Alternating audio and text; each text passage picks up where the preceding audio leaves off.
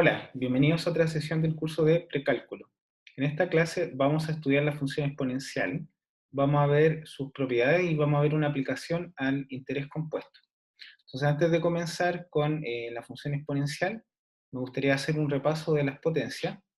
Nosotros vimos al principio de este curso que si yo tenía, por ejemplo, un natural y tenía un número real, uno podía definir perfectamente lo que era a elevado a n como simplemente a por a por a, donde esto ocurre n veces, ¿ya? Entonces, esto es lo que uno conoce, el a es la base en el exponente, y esto es lo que se llama una potencia. Posteriormente vimos que, si por ejemplo yo tomaba ahora otro natural, y el a era positivo, en ese caso yo podía definir lo que era a elevado a 1 partido por n, como, y en ese caso eso se definió como la raíz enésima de a. Y este número estaba bien definido para los a positivos, y incluso más aún, si uno tiene, por ejemplo, dos números enteros, o sea, naturales, y el a es positivo, y en ese caso puedo definir a dividido en m dividido en n como la raíz enésima de a elevado a n. Entonces, acá lo que vemos nosotros es que, primero, nosotros estamos definiendo la función potencia, o estamos definiendo la potencia, para un exponente que vendría siendo natural. Y lo que estamos haciendo en este caso, estamos definiendo lo que vendría siendo el exponente de una potencia cuando esto sería racional, racional positivo. Ahora, también se vio una propiedad que era, si yo tenía, por ejemplo, un número n, n en n, con a positivo, yo podía definir a elevado a menos m dividido en n, y eso lo definía como 1 partido por a elevado a m dividido en n, donde este término ya está definido por esta igualdad que aparece acá. Por lo tanto, lo que yo tengo con este análisis es que tengo definida lo que es una potencia para cualquier base positiva, y además para cualquier exponente que es racional, ¿ya? Ya, hasta ahí es lo que nosotros vimos al principio del curso, pero hay situaciones en las cuales a mí me gustaría, y de hecho lo que nos gustaría en esta clase, es darle un significado a qué es lo que ocurre cuando yo trabajo con un exponente que no es necesariamente un número racional. Entonces, para eso vamos a tomar un ejemplo y vamos a ver cómo se hace la formalización. Entonces yo les pregunto, ¿cuál es el sentido que tiene 2 elevado a pi? Se fijan que pi es un número irracional, por lo tanto yo no puedo definirlo a partir de lo que vimos en esta imagen. No puedo definirlo porque no es un natural, no es tampoco un racional. Pero sin embargo, pi, tal como uno lo conoce, uno sabe que pi se aparece, o en realidad si uno lo escribe como en su desarrollo decimal, es 3,14, 15, 9, etcétera. Y lo que uno podría hacer es decir, a ver, yo podría tomar racionales que aproximen a pi. Por ejemplo, yo podría definir lo que vendría siendo una sucesión q sub n, o una secuencia, donde yo voy a entregar pi con distintos decimales. Por ejemplo, q1 va a ser 3.14, 3.1, con un decimal, q2 va a ser 3.14, q3 va a ser 3.15, o sea, 3.14, perdón, 1, y así. Q4 debería ser 3,1415, y así. ¿Y cuál es la parte importante? La parte importante es que 3,1, este primer elemento Q1, en realidad es un número racional. Por lo tanto, el número 2 elevado a Q1 tiene todo el sentido del mundo. De hecho, está definido como raíz enésima, tal como lo vimos en el número anterior, en la hoja anterior. Lo mismo con 3,14, 3,141, todos estos números que aparecen acá son números racionales y por lo tanto yo puedo aplicar la definición de raíz enésima y por lo tanto todos estos números que van apareciendo aquí van a tener sentido. ¿Ya? Entonces, lo que vamos a hacer es, dado que yo puedo truncar la sucesión para que, o sea, el número pi para que tenga n términos, y lo que vamos a hacer es vamos a tomar 2 elevado a ese número, y ese número yo lo puedo calcular porque se puede calcular para cualquier racional, y lo que yo voy a hacer es voy a ver qué es lo que ocurre con estos términos que están acá. Voy a mirar los términos que si esta secuencia que va apareciendo se empieza a aparecer un valor, y ese valor es lo que yo voy a definir como 2 elevado a pi. ¿Ya? Entonces, a ver, fíjense, como nosotros vamos a decir que, o sea, de hecho 2,31 se parece a 8,57, 2,314 se parece como a 8,85152, 2,3141, si se fijan cómo van apareciendo decimales, en este caso es 8,8, 8, 8, 3,14 y así. Entonces, ¿qué es lo que nosotros vamos a hacer? Cuando queramos definir un número real elevado a un número irracional, lo que nosotros podemos hacer es aproximar ese número irracional por números racionales y después ver qué pasa. ¿Ya? Entonces, en definitiva, formalmente lo que nosotros vamos a decir es que si Q1 es una truncación de pi, y fíjense que esto funciona para cualquier número real, incluso, o sea, para los números que son racionales, entonces 2 elevado a Qn, que este número que está acá sí se puede calcular, porque Q a la n es un número racional, entonces vamos a ver, y matemáticamente se dice que uno toma el límite, y el límite de estos valores es lo que nosotros vamos a definir como 2 elevado a pi. ¿Ya? Por lo tanto, bueno, y este número en general, ¿cómo se calculan estos decimales?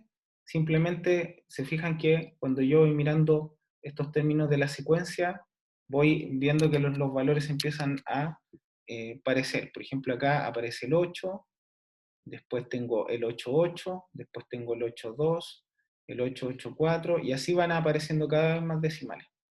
Entonces, en definitiva, ¿qué es lo que vamos a hacer? Y con esto vamos a, fíjense, vamos a, ahora cuando yo quiera definir para A positivo y X en R, lo que van a ocurrir es dos casos. Si el X es racional, en ese caso A a la X es lo que nosotros habíamos visto al principio del curso, que se puede como calcular simplemente con raíz enésima de alguna potencia. En el caso que el X no sea racional, lo que nosotros vamos a hacer es vamos a tomar una truncación, que va a ser una truncación de X, y por lo tanto lo que nosotros vamos a decir es que vamos a definir a la X como, y esto es simplemente una idea, es lo que se llama el límite, cuando n tiende a infinito, de a elevado a q sub n. Y notemos que estos números q sub n son números racionales y por lo tanto este objeto que está acá está bien definido. Y cuando nosotros hablamos de límites, simplemente lo que hay que entender es que lo que va a ocurrir con estas truncaciones, y eso se puede demostrar, no tenemos las herramientas, pero se puede demostrar, que en realidad el número a elevado a q sub n, cuando yo voy tomando la truncación cada vez más términos en los decimales, eso se empieza a aparecer un valor, y ese valor es lo que nosotros denominamos a la x. Ya, este procedimiento abstracto que nosotros estamos considerando acá, nos dice que, por lo tanto, el número a la x está bien definido,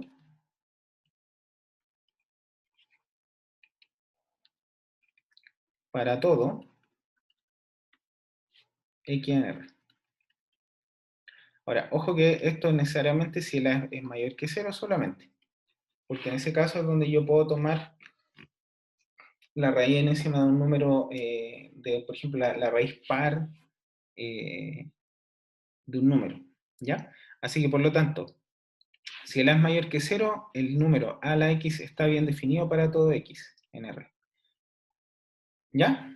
Y cuando yo refiero, y quiero remarcar esto, a que está bien definido, significa que da un único valor, es decir, el procedimiento que yo estoy describiendo para calcularlo siempre me entrega el mismo valor, y además tengo un procedimiento para calcular. Fíjense que el procedimiento es el que está acá. Si el x es racional, simplemente lo calculo como una raíz enésima de una potencia, expresando el x como una división entre dos enteros. Y en el caso que no sea racional, lo que yo es hago una truncación, y eso se puede hacer fácilmente en un computador, y después voy calculando a la x, a elevado a la truncación, y veo cada vez qué es lo que va pasando con el número cuando yo voy tomando cada vez más términos en los decimales. Y eso es seguro que eso se va a aparecer un número, y ese número que uno encuentra es a la x. Y por lo tanto, con lo que nosotros ya estamos definiendo acá, por lo tanto, lo que yo voy a tener es que a, un número positivo elevado a un número real, eso siempre se puede calcular y está bien definido, ¿ya? Así que eso es lo que a nosotros nos faltaba de respecto a las potencias con un exponente real. Y ahora que ya sabemos calcular una potencia con exponente real, lo que nosotros vamos a poder trabajar es con la función exponencial. Así que vamos a ver algunas propiedades de las leyes de los exponentes que se llama, y dice que si S y T, A y B son números reales con A y B positivo, acá la A y el B tienen que ser positivos porque estamos trabajando con bases, entonces lo que me dice es que A elevado a S multiplicado por A elevado a T es simplemente A elevado a S más T, A elevado a S elevado a T es A por A elevado a S por T, A por B elevado a S es lo mismo que A a la S por B a la S, y además 1 elevado a S, a cualquier número real, siempre es 1, A elevado a menos S es 1 partido por A a la S, y A a la 0 es 1. ¿Ya? Estas propiedades que están acá son las mismas propiedades que nosotros teníamos en el caso de exponentes racionales.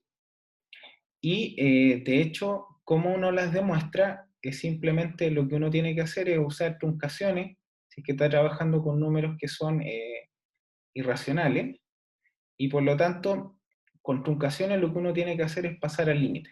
Es decir, ocupar la propiedad para el número racional truncado y después pasar al límite. ¿Ya? No voy a entrar más en detalle en eso, pero estas propiedades ustedes ya las pueden ocupar libremente. Ya, y con estas propiedades en la mano, lo que nosotros podemos hacer es definir lo que se llama la función exponencial. Y la función exponencial, de acuerdo a la propiedad que está acá, se fijan que si yo defino una a, un número elevado a un x, en realidad si la base es 1, la función es súper poco interesante y simplemente termina siendo 1, es decir, 1 elevado a algo siempre es 1. Así que nosotros vamos a trabajar con la función exponencial para bases que son estrictamente positivas pero diferentes de 1, porque para el caso a igual a 1 el resultado siempre es 1 de esta función. Es una función constante y por lo tanto nos entrega mayor información. ¿Ya? Ya, así que esta es lo que se llama la función exponencial con base a. Y notemos que esta función, el dominio de esta función, es todos los reales, ¿ya? Yo la puedo evaluar para todos los números reales, ¿ya? Ahora, la función exponencial tiene muchas propiedades que las estoy listando acá, y estas propiedades van a ser muy importantes cuando nosotros trabajemos, cuando definamos en el video siguiente, que es la función logaritmo. Entonces, antes de ver las propiedades, me gustaría hacer un gráfico de esta función, y lo que hay que notar es que hay distinto comportamiento dependiendo de si el A es mayor que 1 o si es menor que 1. Y de hecho lo que ocurre con esta función es que si uno la grafica,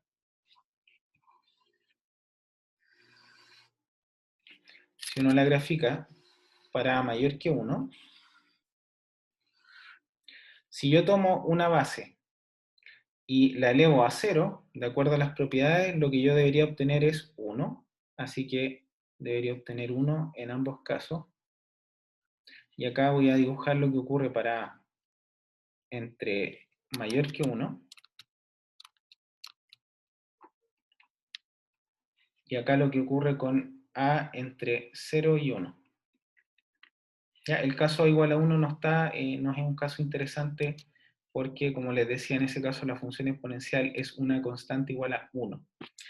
Ya, y lo que hay que ver es que si yo tengo un número mayor que 1 y lo voy multiplicando por sí mismo, es decir, por ejemplo, si yo calculo A elevado a 10 y el A es mayor que 1, ese número va creciendo cada vez más. Y ahora, si yo tomo A, un número mayor que 1, y lo elevo a una potencia negativa, ese valor va siendo cada vez más pequeño, y por lo tanto, el gráfico de esta función va a ser una cosa así. Pasa por 1 y después se va al infinito. Acá lo que uno ve es que tiene una asíntota horizontal en i igual a 0. O sea, i igual 0 es una asíntota. Y acá el comportamiento que tiene esto es lo que uno llama exponencial, es decir, cuando el A es más grande que 1, crece mucho. El caso en que el A está entre 0 y 1, el mismo análisis nos va a llevar a que el gráfico que se obtiene es simétrico al anterior.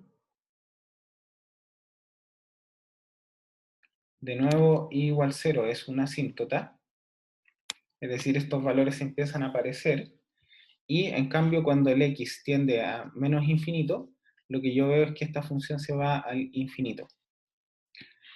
¿Ya? Así que eso es lo que sería el gráfico de la función exponencial. Entonces esto sería i igual 0 es una asíntota.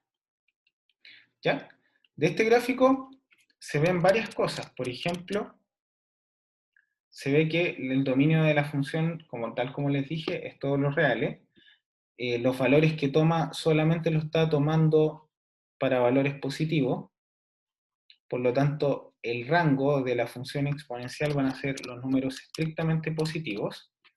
También uno ve que la función si uno tira rectas horizontales, lo que uno se da cuenta es que siempre encuentra exactamente un valor.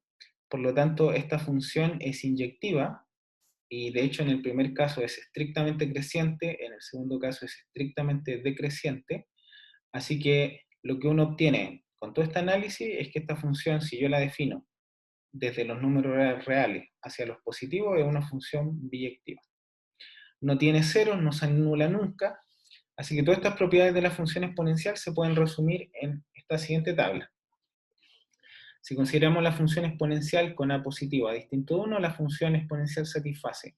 Su dominio son los números reales, su rango, es decir, los valores que toma son los números positivos, f es inyectiva, es estrictamente creciente si el a es mayor que 1, lo que vimos, es estrictamente decreciente si el a está entre 0 y 1, y además esta función es biyectiva, ¿ya? Si es que yo la defino desde los números reales hasta los números estrictamente positivos. Y además i igual 0 es una asíntota horizontal. Nosotros vamos a ver en el próximo vídeo que de hecho que esta función sea biyectiva nos va a permitir definir la inversa, y la inversa es lo que nosotros vamos a ver, es lo que se llama la función logaritmo en base a. Ya, así que esto era lo que corresponde a la función exponencial.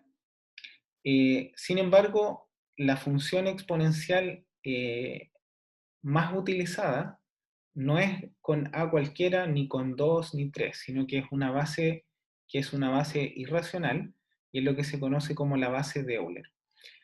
La razón por la que uno introduce la base de Euler es por una razón matemática de simplicidad en los cálculos. En general, la base de Euler, que es la que vamos a ver a continuación, es una base en la cual hay cierta simetría entre la función y su inversa, y además hay varios cálculos que se simplifican. Así que vamos a definir la función f de n. Esta función está definida solamente en los números naturales, como 1 más 1 partido por n elevado a n. Y lo que nosotros vamos a ver es que, de hecho, si yo calculo algunos valores en el computador de esta función, bueno, para n igual a 1 es claro que esta función vale 2, para n igual 2, si se fijan, es 1 más 1 medio, es 3 medio al cuadrado, y eso es 2,25. En fin, si yo voy calculando los términos, me voy dando cuenta que a medida que voy calculando cada vez más términos, esto que está acá se empieza a parecer a algún valor. Se fijan que primero con pocos términos recupero el 2, después ya tengo 2,7, después 2,718 y así. En definitiva, lo que nosotros vamos a definir como la base de Euler, que la vamos a denotar por la letra E, va a ser a lo que uno en general llama el límite, cuando el n tiende a infinito, de 1 más 1 partido por n a la n. Ya, y este concepto de límite, lo que hay que entender simplemente es que nosotros vamos viendo qué pasa con esta función si acaso se va acercando a un valor en definitiva. Y eso es lo que nosotros vemos, se puede demostrar que efectivamente esta función, cuando yo tomo valores muy grandes, se parece a un número fijo, y ese número es lo que nosotros denominamos con la letra E de Euler, ¿ya? Y de hecho, calculando, ocupando calculando muchos términos, lo que uno puede mostrar es que en realidad este número E se parece a 2,7, 18, 28, 1, etc. ¿Ya? Es una manera, digamos, abstracta de definir un número, tal como se define el pi, que uno, en la definición que tiene, si se fija, nunca uno da todos los decimales, pero sí sabe que hay una definición de un número subyacente. Ya, esta base exponencial tiene una serie de propiedades que vamos a explorar en el próximo video, pero lo importante es que nos va a permitir definir la función. Se fijan que como el e es un número estrictamente positivo, por lo tanto yo puedo definir la función e a la x, donde e es la base, en este caso es Euler, es lo que es 2,718, etc. Y puedo definir e elevado a x, ¿ya? Y en general esta función se le llama la función exponencial. ¿Por qué? Porque es la que la que uno generalmente utiliza. ¿Ya? Ya.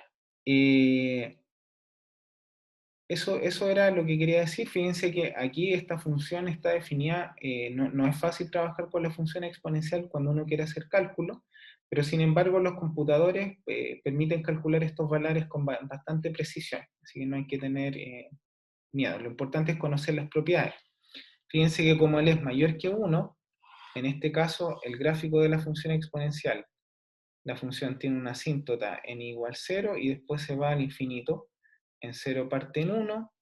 Esta función, tal como yo les decía, es estrictamente creciente porque el e es mayor que 1. Es estrictamente creciente, es inyectiva. Si tomo dos valores distintos, veo imágenes distintas.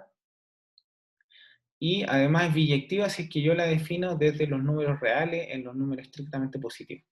¿Ya? Ya. Bueno, la función exponencial tiene múltiples aplicaciones, especialmente a crecimiento de poblaciones, desintegración radioactiva, a una serie de modelos que por lo general la cantidad del futuro es proporcional a la cantidad que hay en el pasado. En general todos esos modelos termina apareciendo la función exponencial. Y esos modelos aparecen un montón cuando yo estudio, por ejemplo, levaduras, poblaciones, eh, con recursos infinitos, cosas que ustedes van a ir encontrando. La aplicación que me gustaría visitar en este caso es lo que es una aplicación bastante, digamos, uno se encuentra con ella todos los días, que es la que se llama la del interés compuesto. Entonces, en general, cuando uno, imagínense que uno tiene una cierta cantidad de dinero, que vamos a llamar P, que le vamos a llamar el principal, y yo voy al banco, y le digo, mira, me gustaría tomar un depósito a plazo o cualquier instrumento de inversión que tenga una tasa de interés constante, digamos. Entonces, yo voy al banco, bueno, ese instrumento es un depósito a plazo, por ejemplo. Entonces voy y la persona me dice, mira, yo te puedo ofrecer una tasa de interés I sobre tu capital. Y esa tasa de interés funciona de la siguiente manera. Por ejemplo, si la tasa fuera mensual, cada mes mi dinero, ¿qué es lo que yo voy a aumentar? Voy a tener, si tengo P, el banco, ¿qué es lo que va a hacer? Me va a decir, mira, yo tomo tu cantidad y la multiplico por I, por la tasa de interés. Y eso es después de un periodo, ¿ya? Así que esto se escribe como P por 1 elevado a, o sea, por 1 más I. Esto es luego de un periodo. Entonces yo parto con P, esto es la tasa de interés. Después de otro periodo, el dinero que yo ya tenía, ¿qué es lo que hago? Lo que yo voy a tener es mi dinero, P, más el dinero que yo tenía, perdón, el dinero que yo tenía,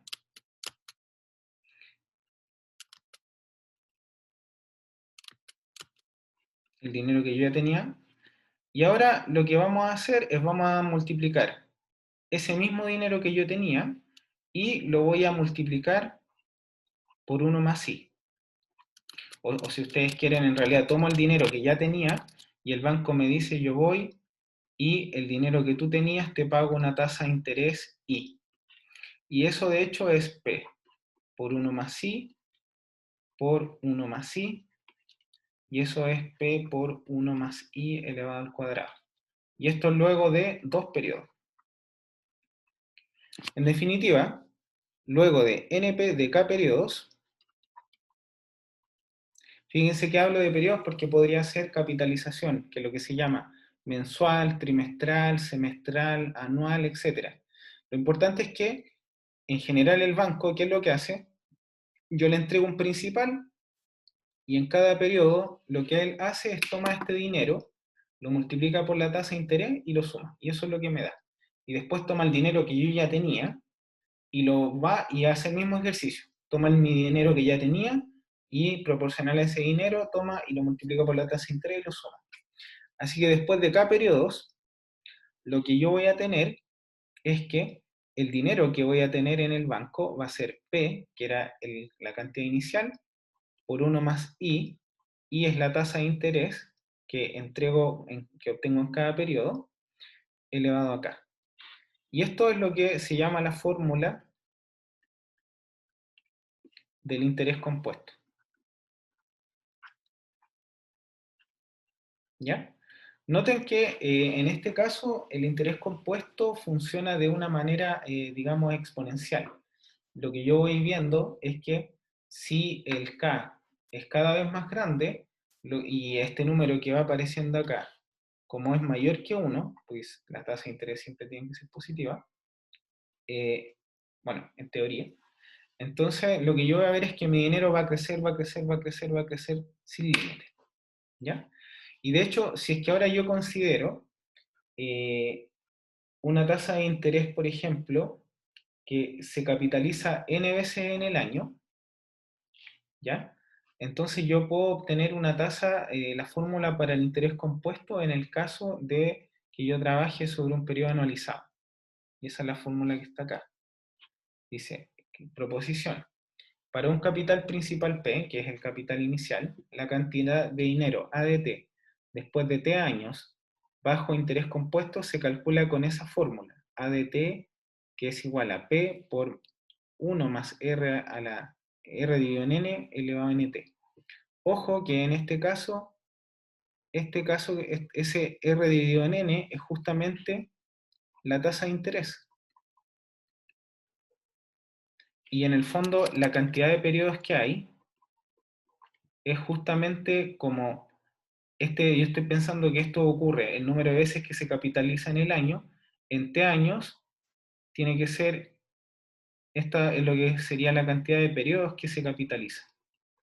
Porque si se capitaliza n veces en el año y multiplico por la cantidad de años, esa es la cantidad de periodos que debería ocurrir. ¿Ya? Así que esto es lo que en general hace el banco cuando ustedes toman un depósito a plazo o toman algún tipo de, o incluso en el caso de los préstamos también, ahí se calcula bueno, ahí está, aparece el interés y lo que ustedes tienen que ir pagando.